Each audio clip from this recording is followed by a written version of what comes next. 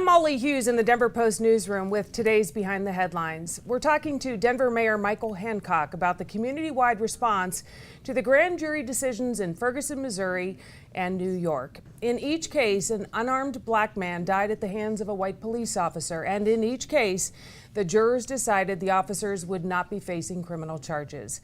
This sparked protests all across the country, including here, where thousands of students from schools all over the Denver area walked out of class in solidarity with protesters in Ferguson, Missouri.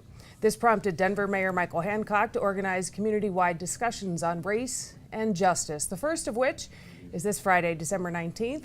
And Mayor Hancock joins me now to talk about this. Thanks for being here in our newly created DPTV. I'm glad to be here, and congratulations to you. It's good to see you back out there. Thank you. First of all, what was your response when you saw these thousands of kids day after day marching out of school for this cause? My first reaction and thought, of course, is to their safety. I wanted to make sure that we are helping to manage their process down the streets of Denver in a safe manner. And I got to commend the Denver Police Department.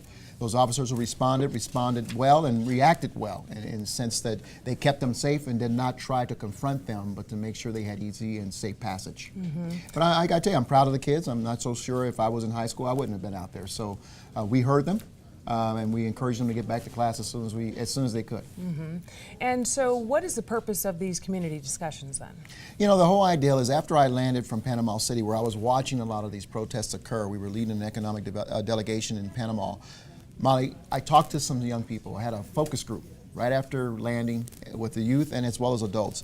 And pretty much I said, we need a platform. We want to talk. We want our voices heard. These are important issues, and people are struggling with what they are witnessing across the nation in our national media, and they want a forum in which they can voice their concerns. Both the youth and adults said that to me, and so I said I want to provide that forum and hopefully have some constructive conversations, and maybe we'll have one or two great ideas that shake out of it that we can go and try to work in partnership with the community to implement.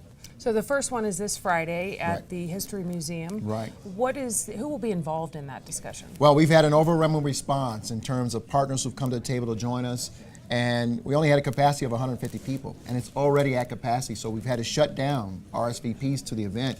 But it's really stakeholders, community folks, maybe some elected officials will be there. And our whole idea, Molly, is to have an open conversation about race relations in America, our feelings and reactions to the Ferguson Gardner decisions, and then ultimately, how does that impact Denver and what we need to do in this city to, hopefully advance the conversations and make progress in Denver. As an African American yourself and as the leader of this city, does that at all create a delicate balance for you to create an environment where we can address these issues? No, absolutely not. I think actually that's the role I should play. And not that I have to have all the answer or my administration has to be the sole response to this, but to lead and to provide that forum for folks, a safe place to advance their ideas and their concepts as well as their concerns. And so I believe we're doing the thing that we should be doing. But we don't want to create the false expectation that it's only going to be government responding. Part of the problem is that all of us have a responsibility here to make sure we have good information and that we're responding appropriately. Before everyone knew your name and you were well known in this state, was there ever an interaction with authority that you had that raised doubts in your own life? Well, absolutely. Yeah, I mean, I was stopped by police officers. I've had concerns about driving while African American or black. But you also got to remember I was CEO of the Urban League, a civil rights organization. And what that experience and growing up African American has taught me that these responses go beyond just the Ferguson Gardner decisions. These are situations that are challenges that have been ingrained in American society for many, many years. And we've had intervals of movements in this country. And so we cannot just start with the Ferguson Gardner grand jury decisions. We have to keep going back and saying, how do we finally address these very deep and abiding challenges in the society and make sure that people understand and get beyond what is just current today and recognize if we don't deal with the problem, we'll never have effective solutions. And what do you see as realistically being a solution for a city when it is such a deeply rooted systemic issue in our culture? Well, as with anything, it starts with education. It starts with having forums of good, open conversations where we're able to openly share our thoughts and maybe our misinterpretations of one's actions, and understanding what your filter is. Making sure that our young people and all people understand how to react when police pull them over, and how to best get through those situations in order to address whatever they're dealing with, in terms of what they see things as, discourtesy or what have you, aggressive action by an officer, but also understand the fear and concerns that officers may feel when they come upon. They don't know how you're going to react. They don't know you. And so we need to create that level of education and understanding so that we can all get through the situation. But it's even broader than that, Molly. Again, these are issues of general race and conversation that we must have in our community to better educate and get a better platform of understanding with one another. Do you have any concerns about the practices of law enforcement in our community right now? We have had challenges in our city, and we are addressing those challenges. We're addressing them as a city. I believe that we have one of the best police departments in the nation. We've had challenges. We address them.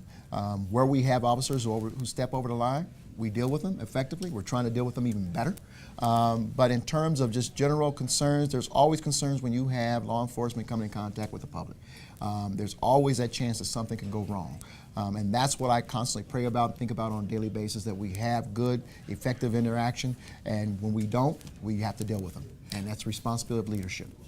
And what do you say to people who say, this is just a political move, or how are you really going to do anything about this? Yeah, I think you start with the fact that I don't believe that I'm the only answer to deal with effectively with the issues that we're facing. This is a community response, and all of us have to play a role. Parents, students, police, the shop owner down the street. Every one of us has a role to play with regards to these conversations and making sure that we effectively deal with these issues in our community. Outside of that, we don't make progress, and we've got to be real and honest with one another. So if you could wave a magic wand and have the best possible outcome for these community discussions, how would it look at the end? Recognizing that this is not a sprint, it's a journey, and that these are just 1 and 3 conversations that we'll have between now and the end of January. But we're going to have to continue to have conversations in our neighborhoods, in our homes, in our schools, and hopefully through our schools, teachers and the education system will pony up and become involved with how we continue to have conversations there. But in our workplace, take leadership and say, let's have these conversations. Let's be bold and honest about them, and look at those things that serve as barriers to us getting along and having a more functional society with regards to race issues. But it's a journey.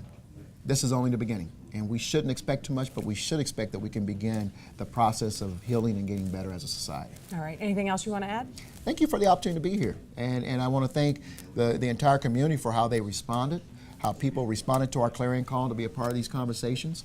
Though we're having one Friday and we're at capacity already, probably over capacity, we're going to have some more conversations in January. And our hopes and dreams is that people will continue to come and continue to engage and commit to being leaders in their community, in their home, in their workplace, in their schools, so we can continue to have effective conversation and hopefully come up with effective strategies to deal with a more harmonized society. All right. Thanks for being here. Thank you for having me. Get that conversation Absolutely. going. All right. Thank you, Mayor. Mayor Michael Hancock. So you can stay informed about the mayor's discussions on race and justice. Stay tuned to DPTV for that and the Denver Post. We will continue to, of course, follow this very important story for our community. For now, thanks for watching. I'm Molly Hughes in the Denver Post newsroom for DPTV.